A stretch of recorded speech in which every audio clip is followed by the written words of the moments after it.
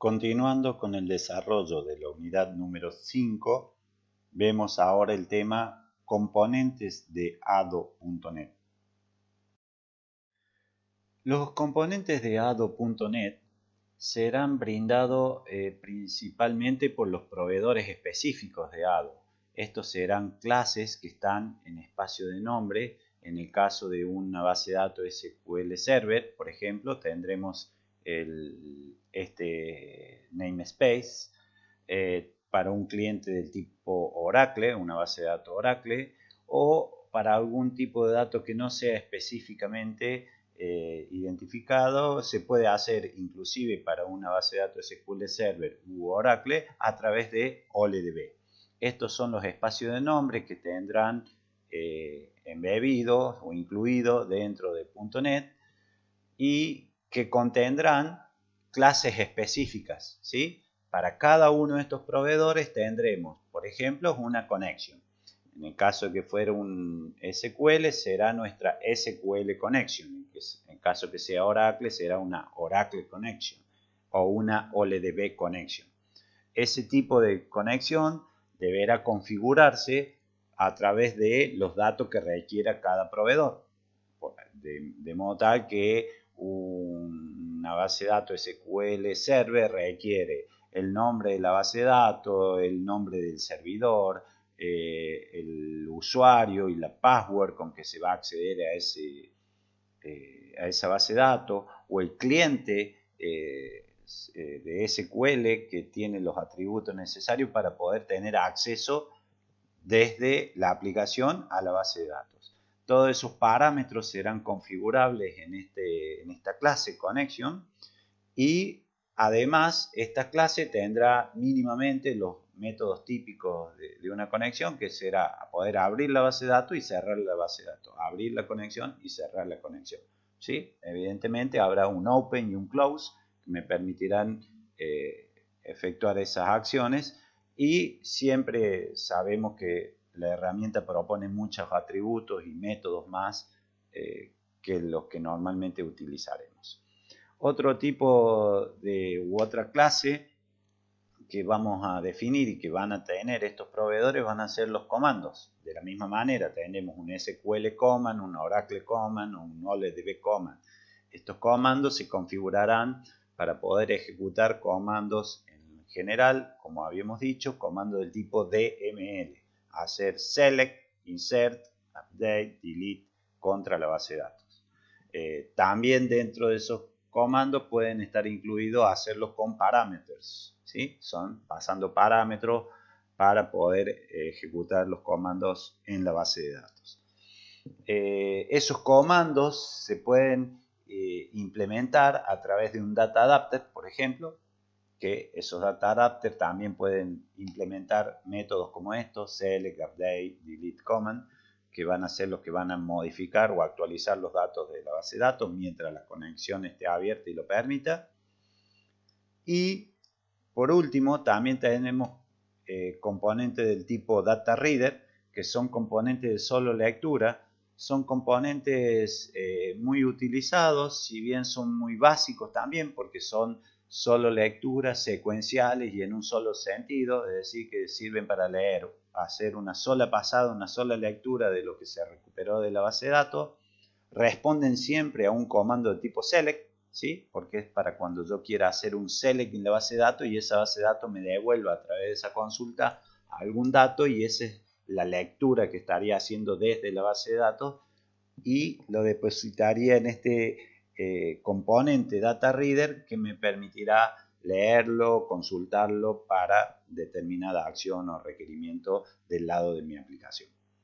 Bien, estos son los componentes básicos que serán provistos casualmente por los proveedores o que estarán incluidos dentro del framework en la medida que yo tenga instalado un cliente de SQL o de Oracle o algún otro cliente, por ejemplo Access, que lo podemos utilizar a través de OLDB. El resto de los componentes o clases que conforman la arquitectura de ADO.NET están en el namespace de system.data, ¿sí? ahí están las clases básicas o las clases comunes de ado.net.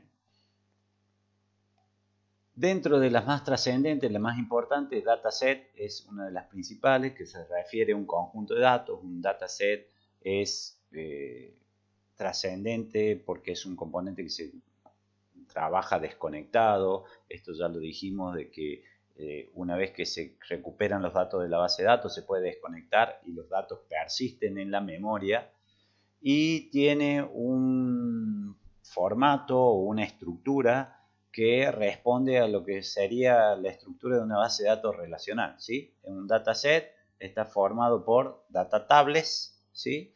Los data tables a su vez pueden estar construidos con data rows y data columns, que definen sus filas y sus columnas de una tabla. Y también los datasets pueden incorporar data relation, que son los que van a definir las relaciones entre las tablas. Con lo cual podríamos estar modelando lo que sería toda una base de datos en memoria desconectada de la base de datos.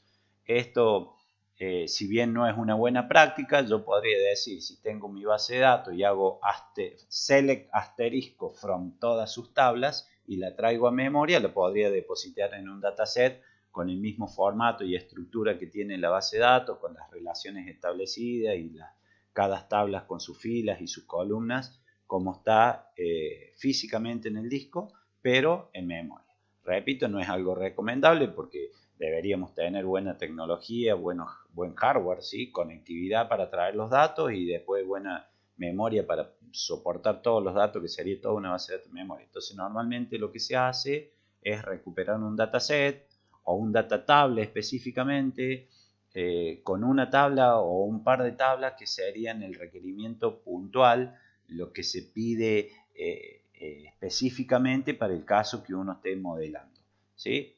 1, 2, 3 tablas y no todas las tablas de una base de datos, y quizá por lo general tampoco es una buena medida, una buena costumbre hacer select asterisco, trayendo todos sin ninguna condición y sin ningún filtro. Es importante saber hacer, por eso hicimos un repaso de lo que era lenguaje de SQL.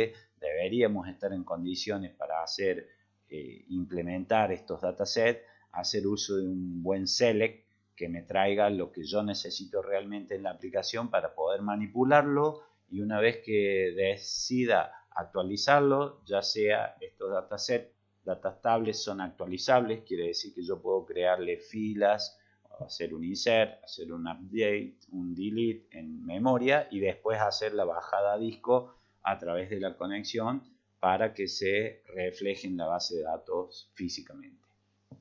Bien, para cerrar, esto sería el modelo de acceso a datos que vamos a utilizar nosotros, trabajando desde una aplicación de Windows Forms a través de un modelo desconectado con ado.net, estableciendo conexión con la base de datos, recuperando datos, desconectando de la base de datos, manipulando los datos del lado de la aplicación, y cuando estemos en condiciones de bajarlo de nuevo a disco, nos volvemos a conectar, efectuamos los cambios, las actualizaciones y desconectamos la base de datos para definitivamente dejar la aplicación trascendiendo físicamente en la base de datos que estemos vinculados desde la aplicación. Bien, este será el modelo, esto es lo que perseguiremos, esto es lo que deberemos construir desde nuestros Windows Forms para poder decir que nuestras aplicaciones van a persistir físicamente y podremos recuperar los datos más tarde, en algún otro momento, desde la misma aplicación. Muchas gracias por su atención, y con este video damos por finalizado el contenido que veremos en esta asignatura.